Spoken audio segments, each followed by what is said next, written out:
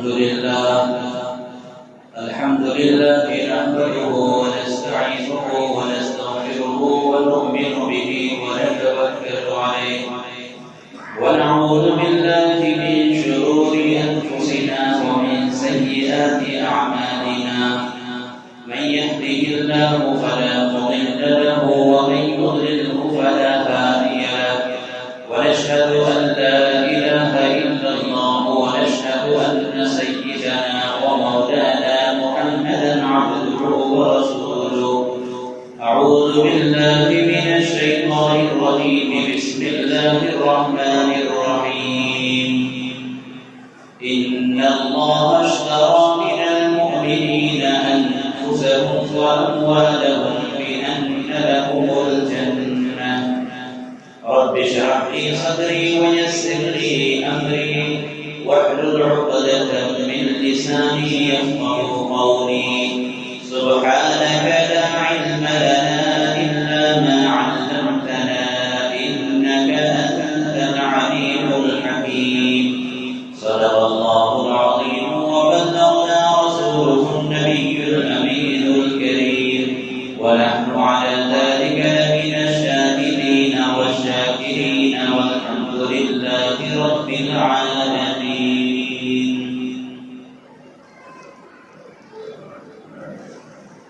معزز سامعین کرام، پردہ نشین خواتین اسلام،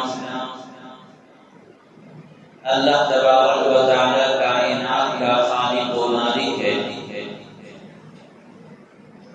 دنیا میں جتنی چیزیں ہمیں نظر آ رہی ہیں وہ اللہ کی ملکیت ہیں. عارضی طور پر انسان اس کا مالک ہو جاتا ہے، لیکن حقیقی مالک اللہ ہی ہے. انسان جتنے دن بھی زندہ رہ لے،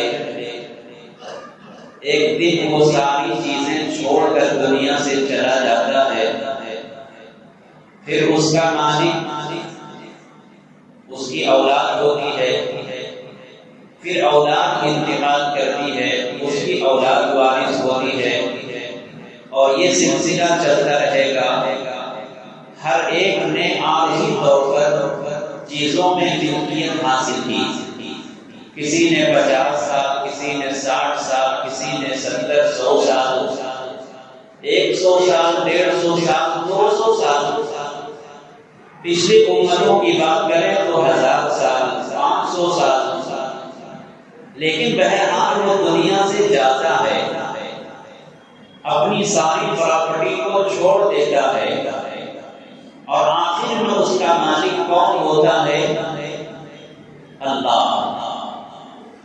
تو زمین، جائیداد اور دکان و مکان، ساری پراپرٹی، ساری زمین اور ساری مخلوقات اللہ کی ملکیت ہے.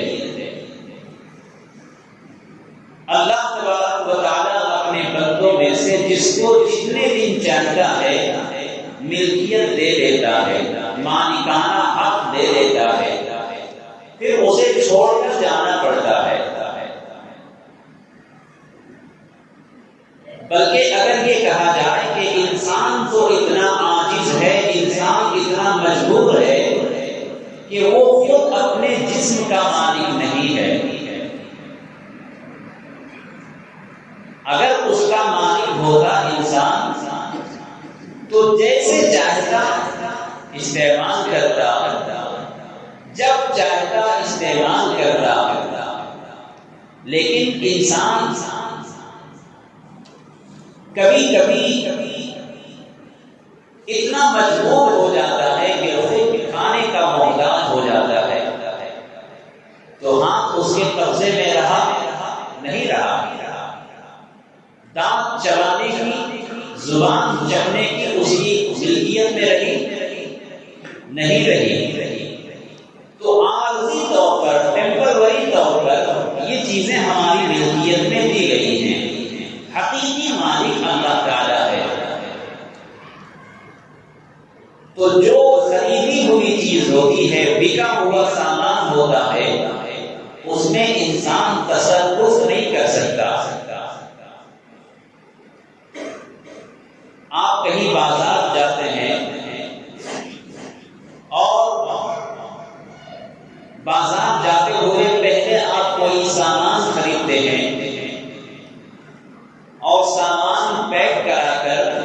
دکاندار سے کہتے ہیں کہ یہ سامان تھوڑی دیر رکھ لو، میں آگے شاپنگ کر کے آگے لے لیتا ہوں۔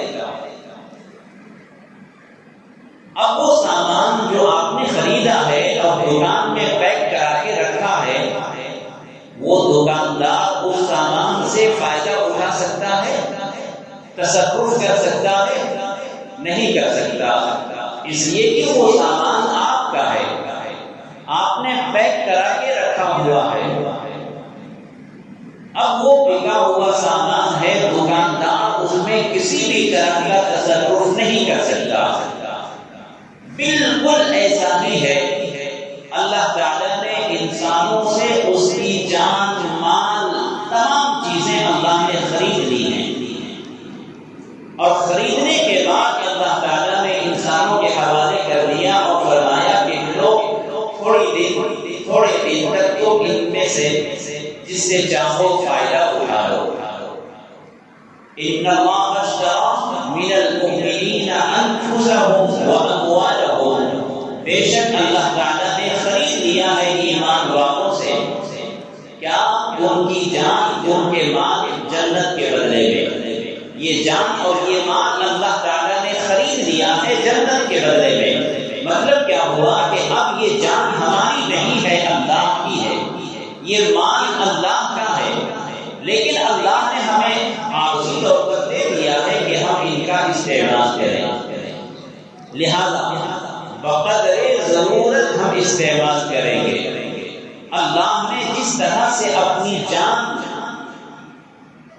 اپنے جسم کے اعضاء، اپنی آنکھ، اپنے ناک، کان، ہاتھ، پیر، دل، دماغ، انہی مجموعے کا نام انسان ہے، اور انسان یہ بکا ہوا سامان ہے، تو اللہ تعالیٰ نے انسانوں کو ان کی جان مال جو دے دیا ہے، یہ بکا ہوا سامان ہے۔ کوئی بھی کام ہمیں کرنا ہے تو پہلے دیکھنا ہے کہ یہاں اس کا محل ہے یا نہیں، یہاں اس کا موقع ہے یا نہیں، دیکھنا ہے تو وہ کون سی چیز ہے، دیکھنا ہمارے لیے جائز ہے یا نہیں۔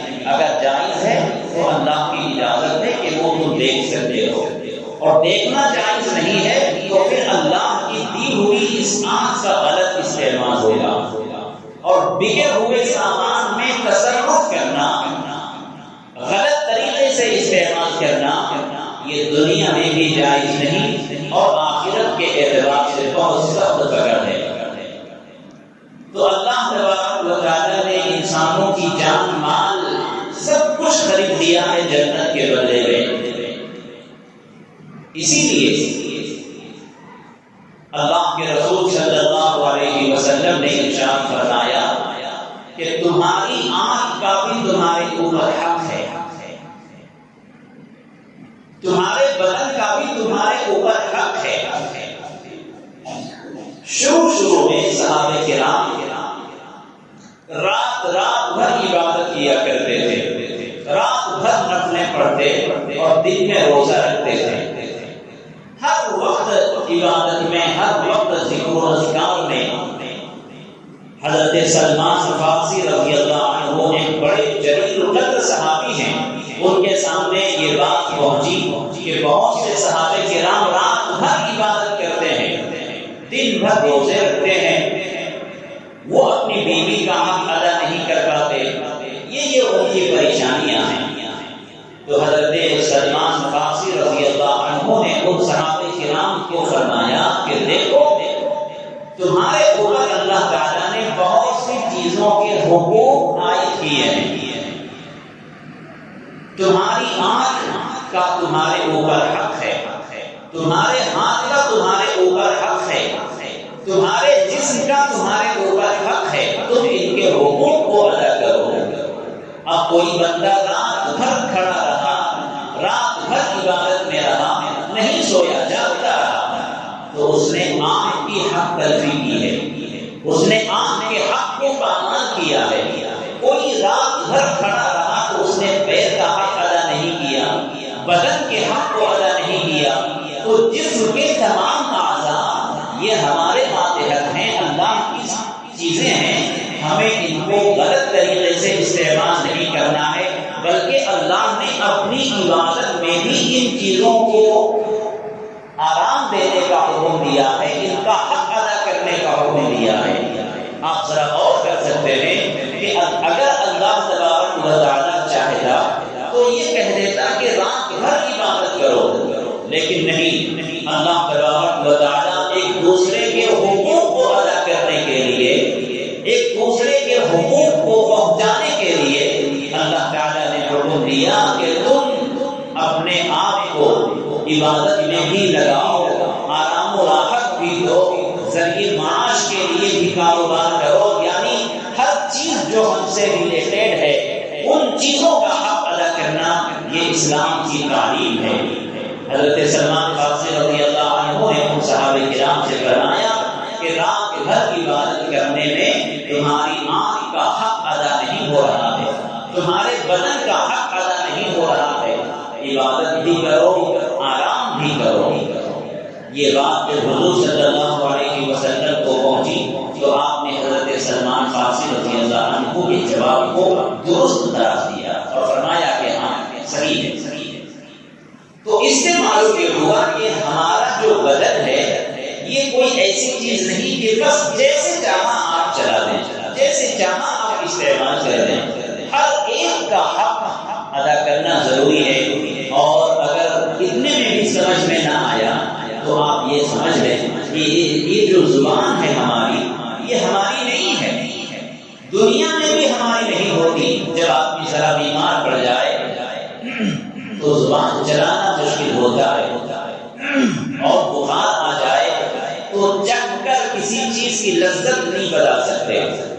ایک بخار میں انسان کی جب طبیعت بگڑتی ہے تو ہر چیز کڑوی معلوم ہوتی ہے، یعنی زبان اپنا کام کرنا بند کر دیتی ہے۔ اگر ہماری ہوتی تو کام کرتی، دماغ سوچنا بند کر دیتا ہے۔ جب انسان کا دماغی توازن جب بگڑتا ہے تو کیا سوچتا ہے؟ وہ اچھا نہیں سوچ سکتا۔ جب انسان کے اوپر لقوہ ہوتا ہے تو جسم کے تمام اعضاء ڈھیلے پڑ جاتے ہیں، کوئی کام نہیں دیتے۔ تو یہ اعضاء ہمارے نہیں ہیں، اگر ہمارے ہوتے تو ہر وقت ہمارا حکم مانتے۔ تو دنیا میں بھی یہ اعضاء ہمارے نہیں ہیں، اور آخرت میں اللہ تعالیٰ نے سورہ یاسین کے اندر فرمایا اليوم نختم على افواههم وتكلمنا ايديهم وتشهد ارجلهم بما كانوا يكسبون۔ اللہ فرماتا ہے کہ اے میرے بندو، تم دنیا میں جو کچھ بھی کرتے ہو، کل قیامت کے دن تمہاری زبانوں پر ہم مہر لگا دیں گے۔ جو زبان سے تم یہاں جھوٹ بولتے ہو، اس کے خلاف اس کے خلاف لگانے بچانے کی جو باتیں کرتے ہو، کل قیامت کے دن اللہ تعالیٰ اسی زبان پر مہر لگا دے گا۔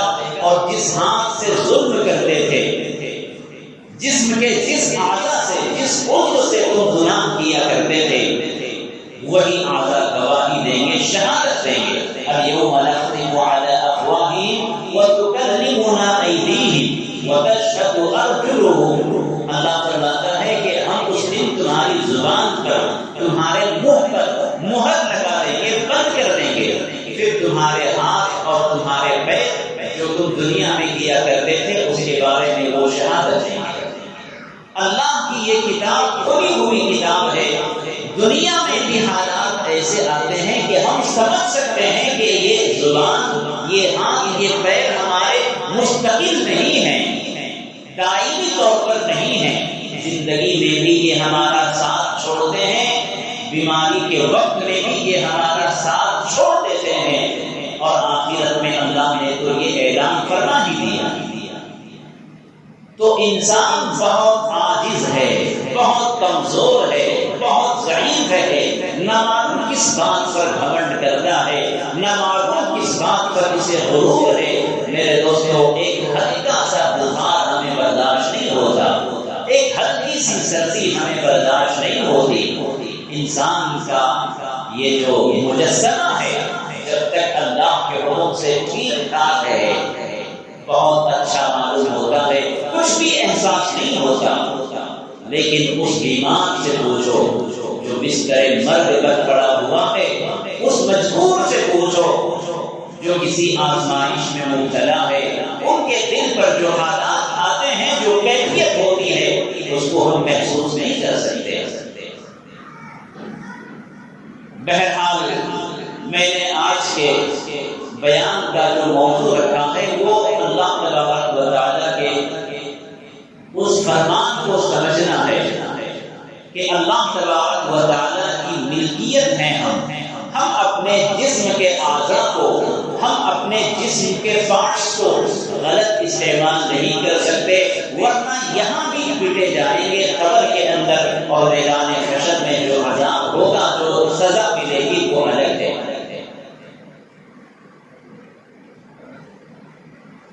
حضور اکرم صلی اللہ علیہ وسلم کے زمانے مبارک میں ایک واقعہ ایسا آیا کہ ایک شخص بیمار پڑ گیا، جسم کے کسی حصے میں ایسی تکلیف تھی کہ وہ صحت یاب نہیں ہو رہے تھے، بیماری بڑھتی جا رہی تھی، لیکن موت بھی نہیں آ رہی تھی، اس لیے کہ موت یہ اللہ کا حکم ہے، روح اللہ کا حکم ہے۔ یسألونک عن الروح قل الروح من امر ربی۔ انسان دنیا میں اتنی ترقی کر چکا ہے، سائنس ٹیکنالوجی کے اعتبار سے کہاں تک پہنچ چکا ہے، لیکن آج تک یہ سائنس معلوم نہیں کر سکی کہ انسانی روح کا تعلق کس چیز سے ہے، روح کیا چیز ہے۔ تو قرآن نے فرما دیا یسألونک عن الروح قل الروح من امر ربی۔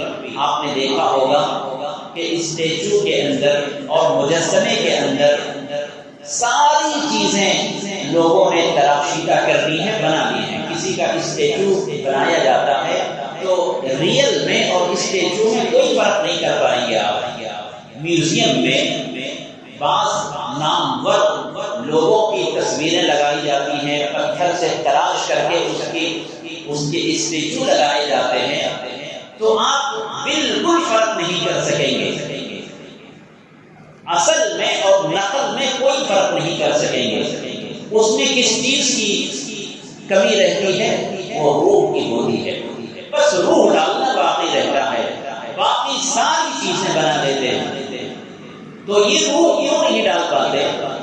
اگر روح یہ سائنسدان کے اختیار میں ہوتا تو یہ بہت پہلے کوشش کر کے کامیاب ہو گئے ہوتے، لیکن نہیں۔ قیامت تک اللہ تبارک و تعالیٰ کے قرآن کا یہ اعلان ہے قل الروح من امر ربی۔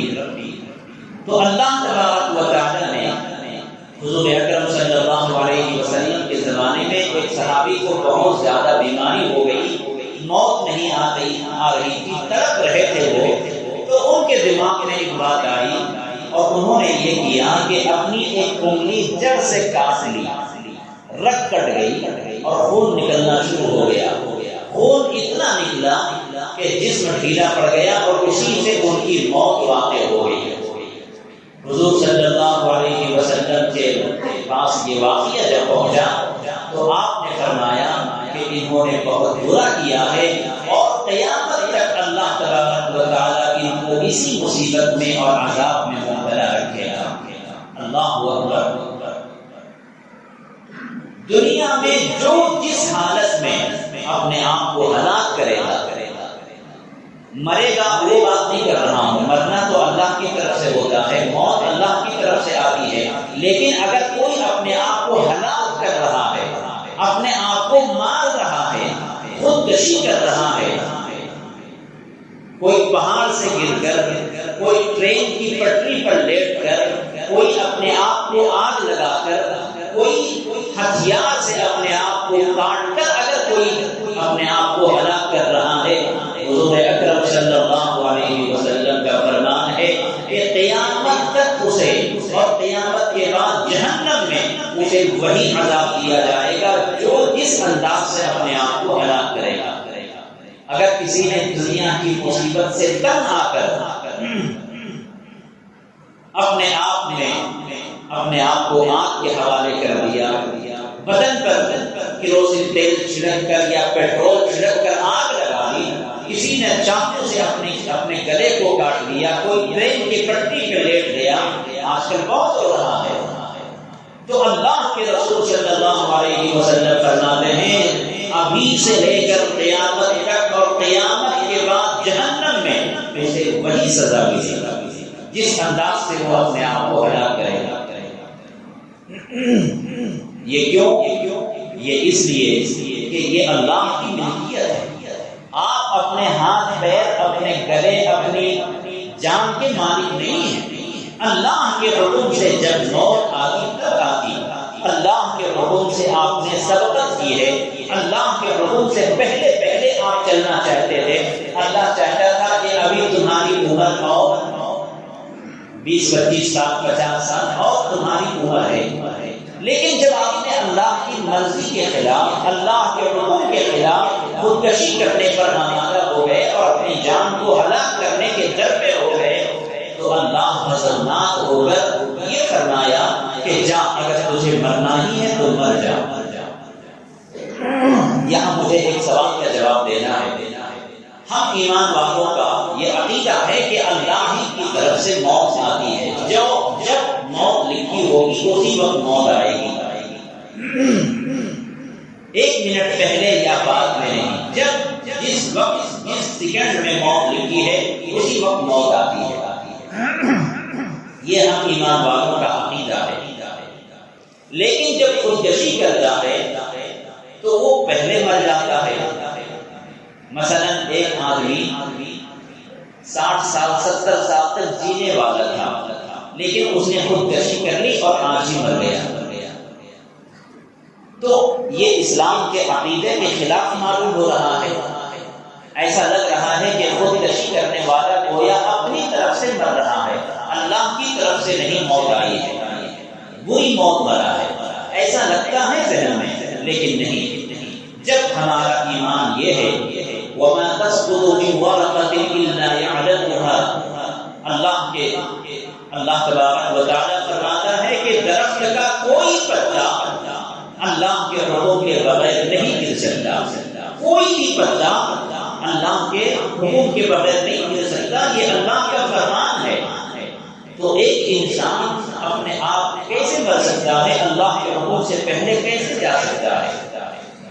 ہمارا ایمان ہے یہ۔ تو اس کا جواب یہ ہے کہ جو اپنی موت مرتا ہے وہ بھی اللہ ہی کی طرف سے مرتا ہے، اللہ ہی کی طرف سے اس کو موت آتی ہے، اور جو خودکشی کرتا ہے وہ بھی اللہ ہی کی طرف سے مرتا ہے، اس کو بھی موت اللہ ہی دیتا ہے۔ وہ کیسے؟ ایک مثال سے آپ سمجھیے۔ جب بارش ہوتی ہے تو آپ چھوٹے بچوں کو سنبھالتے ہیں، بھاگنے والے بچے کو کہتے ہیں بھاگ کر نہیں جانا ورنہ پھسل کر گر جاؤ گے، لیکن ایک بچہ ضدی ہوتا ہے اور کہتا ہے نہیں میں جاؤں گا، مجھے وہاں جانا ہے، بہت ضد کرتا ہے، آپ منع کرتے ہیں کہ نہیں بھاگنا، وہاں پھسل کر گر جاؤ گے، لیکن وہ ضد کرتا ہے نہیں مجھے جانا ہی ہے۔ جب وہ نہیں مانتا تو آپ غصے میں کہہ دیتے ہیں کہ جا، نہیں مان رہا ہے جا، چھوڑ دیتے ہیں آپ ہاتھ، اور وہ جاتا ہے، گرتا ہے، اور جو ہوتا ہے وہاں وہ واقعہ آپ کے سامنے ہے۔ تو آپ یہاں یہ بتائیں کہ اس بچے کو چھوڑا ہے نا آپ نے پکڑا ہوا تھا، لیکن جب اس نے ضد کی، جب اس نے ضد مچایا، اصرار کیا، تو آپ نے اس بچے کو غصے میں چھوڑ دیا۔ ایسا ہی ہے کہ اللہ تبارک و تعالیٰ کو چاہتا ہے کہ یہ انسان 60 سال 70 سال اپنی فطری عمر گزارے، لیکن ایک بندہ کہتا ہے نہیں میں دنیا سے پریشان ہو چکا ہوں، مجھے دنیا کی زندگی نہیں چاہیے، مجھے مرنے دو۔ اللہ تبارک و تعالیٰ فرماتا ہے میں تو چاہ رہا ہوں کہ تم 60 سال 70 سال جیو، لیکن جب تم ضد کر رہے ہو، تم اصرار کر رہے ہو، اپنے بدن پر تیل چھڑک کر ریل کی پٹری پر لیٹ کر پہاڑ کی اونچائی پر جا کر تم مرنا چاہتے ہو، تو جا جہنم میں۔ اللہ کی طرف سے ہی وہ موت آتی ہے، اللہ کی طرف سے ہی وہ مرتا ہے۔ کبھی بھی آپ یہ نہ سوچیں کہ اللہ کی طرف سے یہ موت نہیں ہے، اس لیے روح بھٹکتی رہتی ہے۔ انسانوں کے دماغ میں شیطان طرح طرح کی باتیں ڈالتا ہے، اور خاص طور سے ایمان والوں کو ایمان سے کمزور کرنے کے لیے اس طرح کی باتیں آتی ہیں۔ تو جو خودکشی کرتے ہیں وہ بھی اللہ ہی کی طرف سے، اللہ کی رحمت اس سے ناراض ہو جاتی ہے. اللہ غضب میں آ کر فرماتا ہے کہ جب تجھے بچنا نہیں ہے، جب تجھے جینا نہیں ہے تو جا جہنم میں. تو اللہ تبارک و تعالیٰ غصے میں اس آدمی کو موت دیتا ہے. اسی لیے اللہ کے رسول نے فرمایا کہ جب آدمی خودکشی کرتا ہے تو وہ جس حالت میں مرتا ہے، جس انداز سے مرتا ہے، اسی انداز سے وہ قیامت تک اور قیامت کے بعد جہنم میں وہ سزا پاتا رہے گا. اگر کسی نے اپنے آپ کو اونچائی سے ہلاک کیا ہے تو جہنم میں اس کو وہی سزا ملے گی. بار بار وہ اونچائی پہ جائے گا، وہاں سے گرے گا، مرے گا، پھر زندہ کیا جائے گا، گرے گا، مرے گا. کسی نے اپنے آپ کو جلا کر مارا ہے تو وہی سزا اسے جہنم میں ملے گی. یہ واقعہ اس لیے بتانا پڑا میرے دوستو، اسلام اتنا پاکیزہ مذہب ہے. افسوس ہے کہ آج ہم اسلام نہیں سمجھ سکے. افسوس ہے کہ اسلام کی تعلیمات مسلمانوں کے اندر نہ رہی، ورنہ کوئی ہمیں انگلی دکھائے، ورنہ کوئی ہمیں انگلیاں اور آنکھیں دکھائے. آج پوری دنیا میں اسلام ہی ایک ایسا مذہب ہے جو ہر لائن سے انسانوں کی رہبری کر سکتا ہے. ہر طرف سے دشمنوں کے تیر تلوار اعتراضات کے بوسان ہونے کے باوجود اسلام اپنی آشان بان کے ساتھ چمک رہا ہے، دمک رہا ہے. بدنام ہم مسلمان ہو رہے ہیں، اسلام نہیں ہو رہا ہے.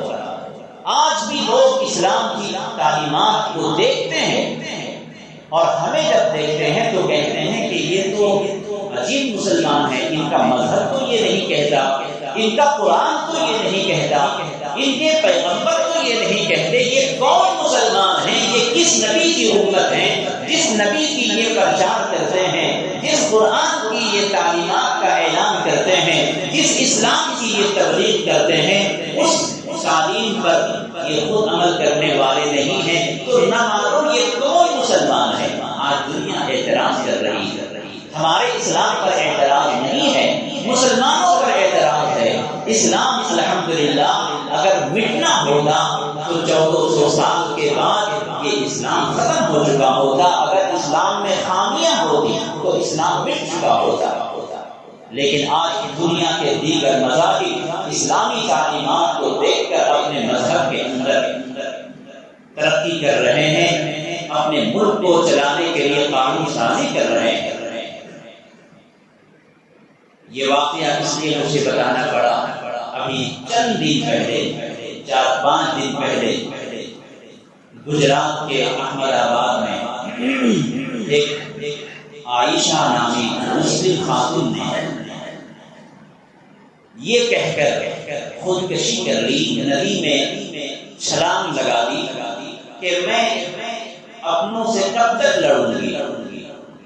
اپنے شوہر سے اور اپنے سسرال والوں سے جہیز کے مطالبے کو لے کر جہیز کے بھیڑیوں کی طرف سے بار بار ٹارچر کرنے کی بنا پر اس کمینوں بھکاریوں کی وجہ سے جو بیٹے پیدا کرتے ہیں بیٹی والوں کے سہارے پر اپنے بیٹے کی شادی ہی میں ساری خواہشیں پوری کرنے والے بھکاری جو اپنی بہو سے جہیز کا مطالبہ کرتے ہیں، جو دلہن نہیں چاہتے، بہو نہیں چاہتے، اس کے نام پر اپنے گھر کو شو روم بنانا چاہتے ہیں، سامان اور دولت کے پجاری، ان کی وجہ سے اس عائشہ نامی نے یہ کہہ کر خودکشی کر لی کہ میں اپنے لوگوں سے کب تک لڑوں گا.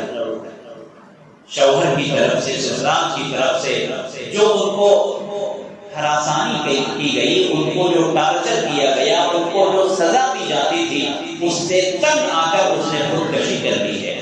خودکشی کرنا یقیناً بہت بڑا جرم ہے، جیسا کہ میں نے عرض کیا. یہ اتنا بڑا جرم ہے، اتنا بڑا جرم ہے کہ نبی کریم صلی اللہ علیہ وسلم کے زمانے میں کسی نے خودکشی کی تھی تو آپ نے صحابہ کرام سے فرمایا تھا کہ ان کی نماز جنازہ تم لوگ پڑھ لو، میں نہیں پڑھوں گا.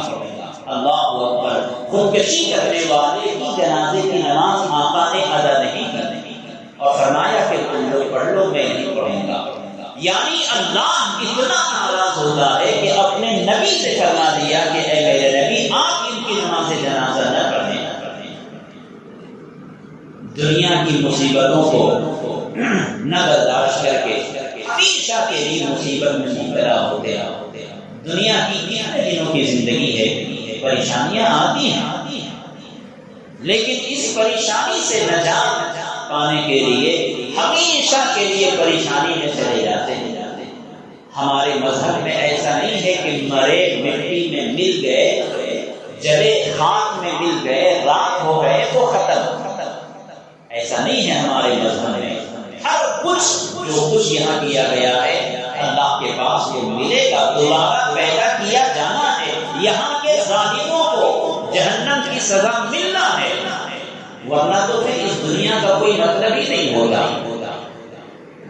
جس کی لاٹھی اس کی بھینس کا مطلب یہ ہے کہ جو ظالم ہے، جو طاقتور ہے، وہ دنیا میں جو چاہے کرے، اس کو کوئی پوچھنے والا نہیں۔ یہ انصاف ہے۔ آپ اور ہم خود اسلام سے ہٹ کر اسلام کو بیچ میں نہ لائیں، صرف ہم اپنے موٹے دماغ سے یہ سوچیں کہ جس کی طاقت ہو، جس کے پاس پاور ہو، جس کے پاس دولت ہو، وہ جو چاہے کرے، کسی غریب کو مار دے، کسی کمزور اور بےکس کو ظلم کرے، جیسے چاہے اس کو گالیاں دے، اس کی پراپرٹی ہڑپ لے، اس کے گھر کو ڈھا دے، اس کی بہو بیٹیوں کو شکار کر لے، طاقت والے جو چاہیں کر سکیں۔ ایسا انصاف ہے کیا؟ اپنے دماغ سے سوچیں۔ اور اللہ تبارک و تعالیٰ نے انسان کو فطرت میں پیدا کیا ہے، اور دین یہ فطرت ہے۔ تو جب ہمارا دماغ یہ کہتا ہے اور وہ فطرت میں ہے، اور دین فطرت کا نام ہے، جو انسانی فطرت پسند کرتی ہے وہی دین حکم دیتا ہے۔ دین کوئی الگ چیز نہیں ہے، انسانی فطرت کے تقاضے پر دین عمل کرنے کے لیے کہتا ہے۔ لہذا یہ انسان کے خلاف ہوگا کہ جو ظالم دنیا میں ظلم کرے اس کو کوئی پوچھنے والا نہ ہو۔ ارے بھائی، جب یہ دنیا چند سالوں کے لیے ہے اور یہاں ظالموں کو نجات نہیں ہے، ایک نہ ایک دن وہ ہتھکڑی پہنتا ہے، سلاخوں کے پیچھے جاتا ہے، کال کوٹری میں اسے کھڑا کیا جاتا ہے، تو جو اللہ ہے، رب العالمین ہے، خالق کائنات ہے، وہ دنیا کے کام کاج کا حساب نہیں دے گا۔ ایک چھوٹی سی فیکٹری چلانے والا، کارخانہ چلانے والا، 10 آدمی اپنے کام میں رکھنے والا مالک، وہ آزاد نہیں چھوڑتا، صبح سے شام تک کا حساب لیتا ہے۔ تو اللہ جس نے اس پوری کائنات کو سجایا ہے، پوری کائنات انسانوں کے حوالے کر کے، کیا اللہ چھوڑ دے گا کہ جو جس کو چاہے مارے، جو جس کو چاہے کاٹے، جو جس کو چاہے جس طرح سے چاہے وہ استعمال کرے؟ اللہ چھوڑ دے گا؟ ہم اپنے موٹے دماغ سے سوچیں گے تو یہ انصاف نہیں ہے۔ انصاف یہ ہے کہ جو جیسا کرے گا اس کو ویسا ملے گا، دنیا میں بھی ملے گا اور آخرت میں ملے گا۔ اللہ تعالیٰ فرماتا ہے وَالْبَعْثِ بَعْدَ الْمَوْتِ، کہ اس پر بھی ایمان لانا ضروری ہے کہ موت کے بعد دوبارہ پیدا کیا جانا ہے، دوبارہ اٹھانا ہے۔ تو اللہ تبارک و تعالیٰ ہمیں دنیا میں موت دینے کے بعد دوبارہ ہمیں زندگی دے گا، اور وہاں جو کچھ بھی کیا ہے اس کا حساب و کتاب دینا پڑے گا۔ تو اگر یہاں کوئی ظالم ہے، کسی بھی طرح سے ظلم کرتا ہے، تو وہ خوش نہ ہو جائے کہ ہم دنیا جیت گئے، دنیا کو ہم نے فتح کر دیا، ہم نے ایک ایریا بسا دیا، ہم نے اپنی اتنی پراپرٹی کر لی، ایک ایک انچ جو زمین ہم کسی کی ہڑپ لیتے ہیں، ایک ایک پیسہ جو ہم کسی کا دبا لیتے ہیں، کسی کے مال میں کمی بیشی کر کے جو اپنے مال میں ملا لیتے ہیں، خدا کی عزت و جلالت کی قسم سب کا حساب ہونا ہے۔ قرآن کی پوری سورہ اس پر نازل ہوئی ہے، وَيْلٌ لِّلْمُطَفِّفِينَ، ہلاکت ہو جو نام تول میں کمی بیشی کرتے ہیں۔ جو تم مال جمع کرتے ہو اس کا بھی حساب ہونا ہے۔ تو اس عائشہ نامی خاتون نے خودکشی کر لی۔ میرے دوستو، ایک عائشہ کی بات نہیں ہے، آج ہمارے سماج میں جہیز کے گھن نے جیسے سماج کو گھن لگ گیا ہو، اور جہیز میں کی لعنت نے پورے سماج کو اپنا شکار بنا لیا ہو۔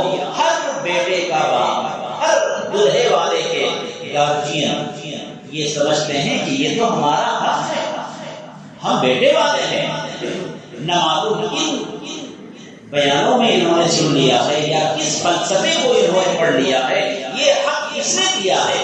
اب تو بڑی بے شرمی کے ساتھ لسٹ تیار کرتے ہیں شادی سے پہلے۔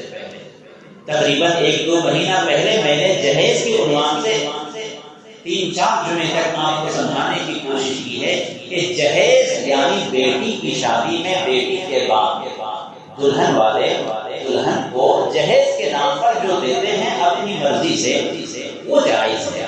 اور اگر شادی کے موقع پہ دلہے کو اگر کچھ دے دیتے ہیں اپنی مرضی سے، وہ بھی جائز ہے۔ اپنی مرضی سے لینا اور وہاں دینا، دلہا دلہے کا دلہن کا، اور آپس میں ایک دوسرے سے تحفے وغیرہ لینا جائز ہے اپنی مرضی کی حد تک۔ لیکن یہاں تک آپ نے ضد کر دی کہ ایک بہو اور ایک نئی نویلی دلہن خودکشی کرنے پر مجبور ہو جاتی ہے۔ سوچنے کی بات ہے، شرم کی بات ہے۔ ہمارا اسلام کتنا کمزور ہو گیا، مال کے لیے کوئی جان دے دے، مال کے لیے کوئی اپنی جان ہلاک کر دے۔ سوچ کر دیکھیں میرے دوستوں، جو خودکشی کرتے ہیں یقیناً اس کے پیچھے ایک بیک گراؤنڈ ہوتا ہے، اس کے پیچھے ایک کہانی ہوتی ہے۔ اس کو سمجھنا بھی معاشرے میں ذمہ داروں کے لیے ضروری ہے۔ محلے کے بڑے لوگوں کے لیے ذمہ داری ہے کہ وہ ان مسائل کو حل کرے۔ مساجد کی کمیٹیاں صرف جمعے کے چندے کو جمع کرنے کے لیے نہیں ہوتی، گھریلو کے مسائل ہیں، آپس میں ایک دوسرے کے جو جھگڑے ہیں، ان تمام چیزوں کو غور کرے۔ محلے میں کیا ہو رہا ہے، کس کے گھر میں کیا پرابلم ہے، یہ اگر کمیٹیاں اگر نہیں سمجھیں گی، نہیں سالو کریں گی تو پھر کون آئے گا؟ ہم غیر ملک میں رہتے ہیں، اسلامی شریعت یہاں نہیں ہے، تو یہ کمیٹیاں ہی ہیں جو شریعہ کا کام کر سکتی ہیں اور اسلامی احکامات جہاں تک ہو سکے وہ اس پر عمل کرا سکتی ہیں۔ لیکن افسوس ہے کہ کمیٹیوں کو اس کا احساس نہیں۔ ایک عائشہ گجرات میں احمد آباد میں خودکشی کرنے پر مجبور ہوئی، اور نہ جانے کتنی عائشہ ہمارے شہر میں ہوں گی، کتنی عائشہ، کتنے رابعہ اور کتنے فاطمہ نامی لڑکیاں سسک رہی ہوں گی جن کو جہیز کے نام پر ٹارچر کیا جاتا ہوگا، جن کو جہیز کے نام پر مارا جاتا رہا ہوگا۔ تو ان کو سمجھنے کی ضرورت ہے اور خود ہمیں اس پر عمل کرنے کی ضرورت ہے کہ اگر تم بیٹے والے ہو تو تم نے کیا کمال کر دیا؟ بیٹے والے ہو، اللہ تبارک و تعالیٰ نے تجھے مرد بنایا ہے، الرجال قوامون کہا ہے، تم اپنی طاقت پر ساری چیزیں خریدو۔ دلہن سے کیوں بھیک مانگتے ہو؟ دلہن والوں سے کیوں بھیک مانگتے ہو؟ ان کے سامنے کیوں کاسہ گدائی کو پھیلاتے ہو؟ اس لیے شرم کی بات ہے، بہت شرم کی بات ہے جس کمینے کے منہ سے کوئی سامان کا مطالبہ ہو جائے شادی کے موقع پر۔ ارے جب تمہارے پاس نہیں تھا تو تم نے شادی کیوں کی ہے؟ وہ تو اسلام پہلے ہی کہہ رہا ہے کہ اگر تمہارے پاس نام نفقہ دینے کی طاقت ہو تب شادی کرو، دلہن کو بسانے کی طاقت ہو، دلہن کو مہر ادا کرنے کی طاقت ہو، دلہن کو اپنے گھر میں رکھنے کی طاقت ہو تو شادی کرو۔ بھیک مانگ کر شادی کیوں کر رہے ہو؟ اور اگر تیرے پاس نہیں ہے تو مسجد کے دروازے پر ہزاروں فقیر بیٹھے رہتے ہیں، تم بھی بیٹھ جاؤ کہ میں شادی کرنا چاہتا ہوں، مہر ادا کرنے کے لیے پیسے نہیں ہیں۔ الحمدللہ ہماری قوم میں ایسے لوگ ضرور ہیں جو آپ کے اس دامن کو پھیلائے ہوئے کو واپس نہیں جانے دیں گے۔ اس لیے اللہ کے گھر میں یہ وعدہ کرو، اگر تمہیں اللہ نے بیٹا دیا ہے تو بغیر مانگے اگر کچھ شادی کے موقع پر مل جاتا ہے تو سبحان اللہ، نہ ملے تو زندگی بھر آخری سانس تک دلہن کو احساس نہ ہونے پائے کہ میں جہیز مانگ رہا ہوں، یہ احساس تک نہ ہونے پائے۔ دبی زبان سے، دبے الفاظ سے کہنا تو دور کی بات ہے، دلہن کو احساس بھی نہ ہو کہ میں جہیز لے کر نہیں آئی تھی، میں جوڑے کی رقم لے کر نہیں آئی تھی، اس لیے میرے ساتھ یہ سلوک ہو رہا ہے، احساس تک نہ ہونے پائے۔ اور اگر کسی نے لے لیا ہے تو خدا کے گھر میں یہ وعدہ کرو کہ ہم دھیرے دھیرے ان کو اس بار ان کو لوٹا دیں گے، ورنہ قیامت کے دن آپ کی نیکیوں میں ان کو ادا کرنا پڑے گا۔ اس لیے میرے دوستو، اللہ تبارک و تعالیٰ سے صرف دعا نہیں رو رو کر گڑ گڑا کر اپنے دلوں کے بدلنے کی دعا مانگو. جب دل بدلے گا تو تمام فیصلے صحیح ہوں گے. دل اگر خراب ہو گیا تو تمام فیصلے خراب ہی ہوں گے. پھر تم کسی عالم سے دعا کروا دو, تعویذ لے لو, کوئی فائدہ نہیں ہے. اللہ تبارک و تعالی ہمیں ان تمام باتوں پر عمل کرنے کی توفیق عطا فرمائے. وآخر دعوانا